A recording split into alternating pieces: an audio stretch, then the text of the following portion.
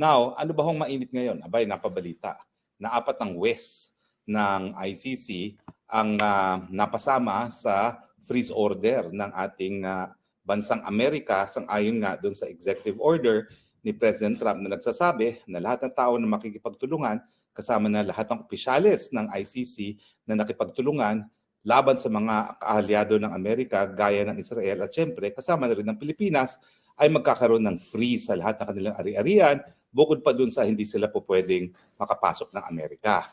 Now, kapag ikaw kasi na-freeze, ibig sabihin yung mga bank accounts mo, maski wala kang bank account sa Amerika, po pwedeng hindi ka na makagamit ng SWIFT. No? Ibig sabihin, hindi mo na magagamit yung American system sa pagpapalipat ng pondo. No? Ipit ka pa rin kasi lalo na kung ikaw ay empleyado ng ICC, dumadaan yan sa SWIFT, no? Sa ayaw at sa gusto mo kasi nga yung mga contribution ng mga member countries ay dumadaan sa pamamagitan ng SWIFT. No? At syempre, yung paglipat ng pondo sa account mo mismo, ay dumadaan din sa SWIFT, no? Kung galing sa ibang bansa yung pondo. At syempre, ang mga West naman ng ICC, talaga naman pong lahat sila dayuhan. No? Wala naman Dutch na West dyan. So lahat sila, may mga foreign accounts, may mga sweldo nila, kung bahagi, kung hindi man na buong buo, ay dapat ipadala sa kanilang mga bansa. So ngayon po, lahat yan ay frozen. At isa dun sa 4 na West o mahistrado na na-freeze ang account ay isa sa West ni Tatay Digong. Kung di po ako nagkakamali, ito po yung European na West. Sandali po, i-check natin no? Kung sino talaga yung kasama sa Tatay Digong na freeze. No? Tanungin po natin.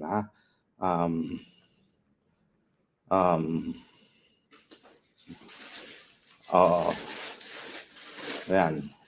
Tanungin po natin kung sino ha. Sorry ha, dapat tinanong ko nito kanina pa pero nakalimutan ko pong tanongin. No? But anyway, ang ating pag-uusapan po mukhang nag-backfire. Itong plano, hindi po mukha. Sigurado ako na nag-backfire itong ginawa ni Marcos Jr. na ipakidnap si Tatay Digong at ipadala dyan sa ICC. Bakit ko naman nasabi yun? Okay? Well, unang-una po kasi, ang nangyari dito ay, ito po, ang ano pala, ang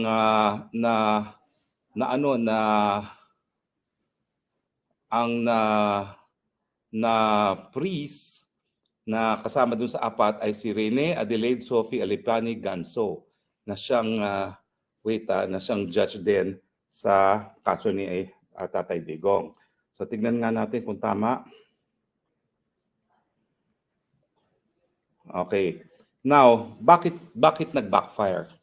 Well, alam niyo po kasi, itong EO ni Trump, yan lang po yung latest na ginawa ng Amerika laban sa ICC. Hindi pa po presidente si Trump, nagkaroon na ng batas ang Amerika na nagsasabi na kapag merong Amerikano na lilitisin sa ICC, yan ay dahilan para magdeklara ng giyera laban sa Netherlands at lusubin ang The Hague kung saan naroon ang ICC at ang kanyang kulungan. So, ayun nga, tama. Ang judge ni PRRD na na-freeze siya ay si Judge Rene Adelaide Sophie Alipini Gansu na siya po ay taga Benin. Okay? At dati po ay siya nanilbihan sa African Commission on Human and People's Rights. So ngayon, wala na siyang bank account, hindi na siya po pwede pumasok ng Amerika at lahat ng kanyang mga accounts kung meron man sa Amerika ay frozen. Now, itong EO na ito, gaya ng aking sinabi, ito yung latest lang na ginawa ni Trump para nga iparating ang matinding pagtutol ng mga Amerika sa kaganapan at mga katungkulan ng ICC. Nung kasi pinag-uusapan yung ICC Rome Statute, sinasabi ng mga Amerikano na teka muna, ang ating batas sa buong mundo ay nagsasabi na hindi po pwede maging kriminal ang isang bagay na walang batas na nagsasabi na isang gawain ay kriminal. At syempre, pag ikaw ay humihingi ng batas, yan ay batas na lokal, hindi yan batas na international. So ang paninindigan ng mga Amerikano, lalong-lalo na kung kriminal ang pananagutan, hindi po pwedeng magkaroon ng krimen kung walang batas na nagsasabi na yung akto ay kriminal. Nullum crimen nulla poena sine lege ang tawag dyan sa Latin. Now, paano magkakaroon ngayon ng krimen sa international law samantalang wala namang kongreso na bumuo ng batas? Now, ang ginawa namang remedyo dyan ay yung batas na nagsasabi na may mga kriminal na bagay-bagay na po pwedeng litisin ng ICC ay pinadaan sa pamamagitan ng tratado. At yun nga po yung Rome Statute of the ICC. Now, mula nung nagtutulong Amerika dyan, talagang lininaw na Amerika na marami siyang alinlangan dyan. Bukod doon sa kawalan ng batas na binuo ng soberenyang mga bansa para parusahan ng mga gawaing dapat ay kriminal, sinasabi rin ng Amerika na makapangyarihan ng prosecutor. Sa Amerika, halal ang attorneys, yung mga attorney generals no, ng iba't ibang estado, kaya nagkakaroon ng pananagutan. Pero ang sabi ng mga Amerikano, itong prosecutor nito po pwedeng kasuhan ng isang nakaupong presidente at hindi immune from prosecution ng presidente ngayon, and yet walang pananagutan kasi siya ay halal lamang na mga miyembro ng estado, hindi ng taong bayan. So kaya nga binuo nila yung pre-trial chamber para makonvince yung mga Amerikano na lahat naman ang gagawin ng pre-trial chamber, kailangan ng prosecutor ay kailangan bigyan ng basbas ng pre-trial chamber. Pero hindi pa rin satisfied ang mga Amerikano dyan dahil alam nila na sila lang ang bansa na mayroong mga sundalo sa lahat ng parte ng daigdig na mayroong kaguluhan, and chances are ang malilitis ng ICC ay yung kanilang kasundaluhan. Kaya nga bumuo sila ng batas na nagsasabi na kapag mayroong Amerikanong linitis ang ICC, sa panadahilan yan para lusubin ng mga Amerikano ang ICC. Yan po yung konteksto kung bakit naman itong si Marcos Jr. ay nagdesisyon pa na ipadala sa ICC si Tatay Digong. Hindi ba niya naisip na kung mga Amerikano at hindi lang si Trump ay mayroong batas na nagsasabi na dahilan para lusubin ang dahig kapag mayroong Amerikanong nalitis dyan sa ICC na yan, di ba niya naintindihan na kapag siya gumawa ng kahit anong bagay para itaguyod ang gawain ng ICC, yan ay makukonsiderang banta sa seguridad ng mga Amerikano.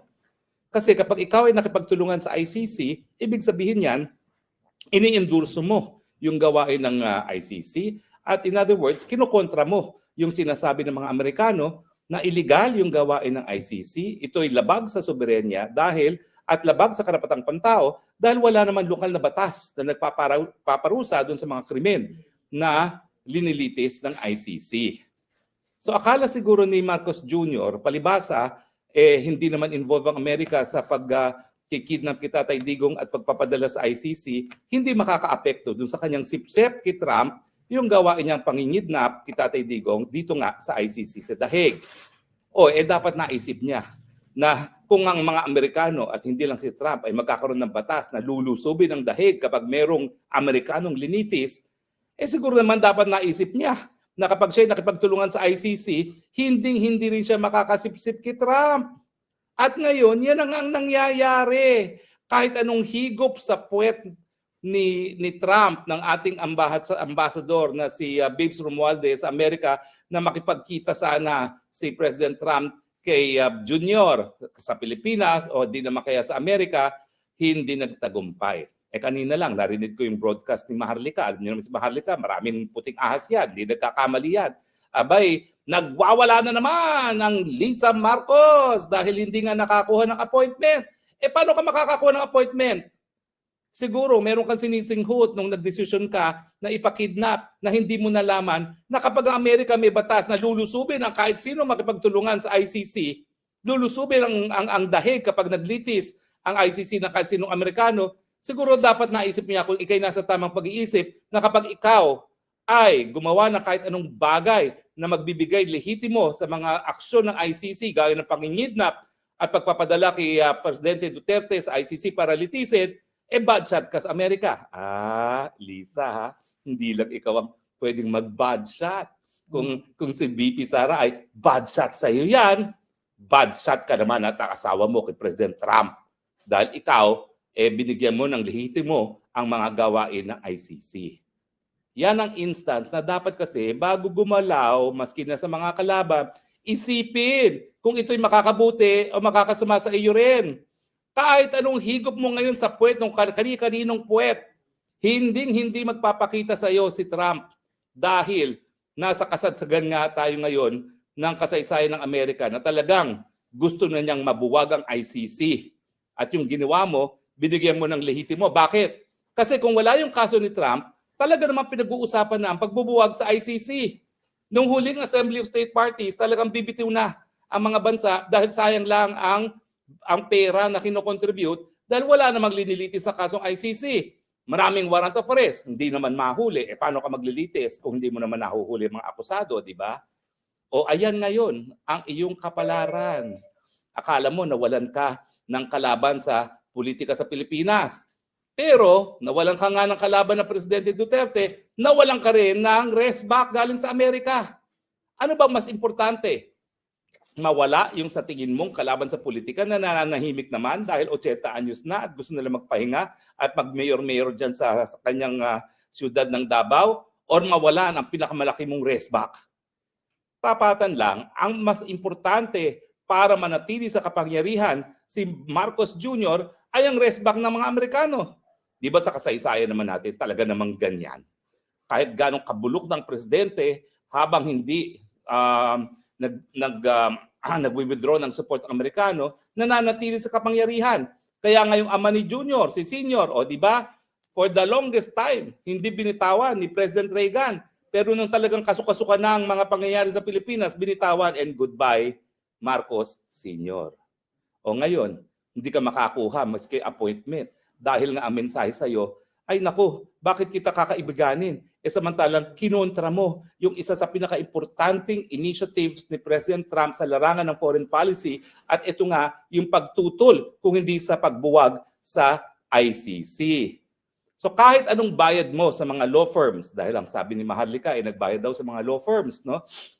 Para makakuha ng appointment kita, Tatay Digong, hindi ka pagbibigyan dahil ang tingin niya ngayon sa'yo, kalaban. Kinontra mo yung pulisiya ni Trump laban sa ICC dahil ikaw pa ang nag-surrender kay Tatay Digong sa ICC. Bukod pa yan, doon sa katotohanan na ang sinurrender mo, personal na kaibigan ni Trump. Kung kayo naman talaga ay nasa tamang pag-iisip, kung kayo talaga ay hindi naman high, dapat na-realize nyo. Puputok at puputok sa inyong mga muka itong desisyon na kidnapin si Tatay Digong papunta ng Hague para litisin ng ICC. Hallelujah, God is good. Ang iyong pananatili sa kapangyarihan, Marcos Jr., ay nakasalalay rin sa suporta ng Amerika na sa ngayon, wala kang aasahan. Kahit ano pang sabihin mo na nandiyan ang China, lulusob, wala ka pa rin aasahan. Dahil nga sa Ukraine, lalo pang nagalit si Trump nung binomba ng Ukraine, yung mga eroplano ng Russia. Bakit? Kasi nga pinalala ang awayen, ang gera kesa pinahupa. So wag kang umasa na trigger happy itong si Trump. Hindi. Pagod na si Trump pagbayad ng gera ng ibang tao. Kaya nga itong darating na NATO summit dito sa Dahig, pababayarin niya ang mga Europeans. 5% of your GDP dapat ilaan sa defense. Nang sa ganun, hindi Amerikano nagbabayad sa inyong seguridad. Okay? Well, magkukomenta lang po ako dito sa isang vlogger na taga The Hague, no, na nagsabi na napakaliit na bagay naman yung mga nangyari.